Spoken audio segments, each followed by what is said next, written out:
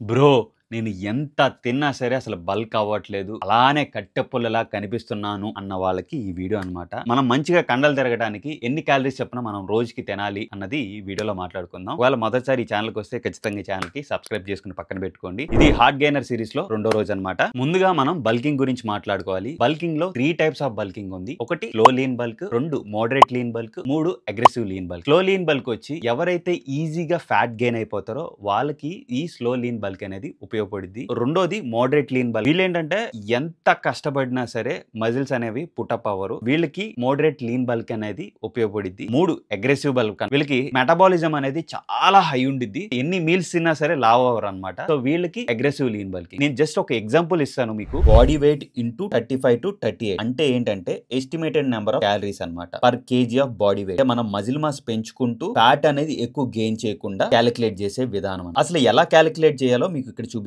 ఒకవేళ మీ body weight వచ్చి 60 కేజీలు ఉందనుకోండి, 60 ఇంటూ 35 ఈజ్ ఈక్వల్ టు 2100. ఇది స్లోగా లీన్ బల్కింగ్ చేసేవాళ్ళు. లేదు నేను మోడరేట్ గా లీన్ బల్కింగ్ చేద్దాం అనుకున్న వాళ్ళకి 60 into 36 is equal to 2160 kilo calories per day. ఒకవేళ మీరు అగ్రెసివ్ గా లీన్ బల్కింగ్ చేయాలి అనుకుంటే కనుక 60 into 38 is equal to 2080 kilo calories. భయ్యా నీకు నమస్కారం భయ్యా, ఈ క్యాలిక్యులేషన్ గట్రా నాకు ఏం అర్థం కావట్లేదు అన్న వాళ్ళకి కింద కమెంట్ బాక్స్ లో బల్క్ అని కమెంట్ చేయండి. మీకు వివరంగా మీకు జవాబు అయితే ఇస్తాను. నెక్స్ట్ వచ్చే వీడియోలో టాప్ 3 రీజన్స్ అసలు మీరు మజిల్స్ అనేవి ఎందుకు గెయిన్ అవ్వట్లేదు అనేది నెక్స్ట్ వీడియోలో మాట్లాడుకుందాం.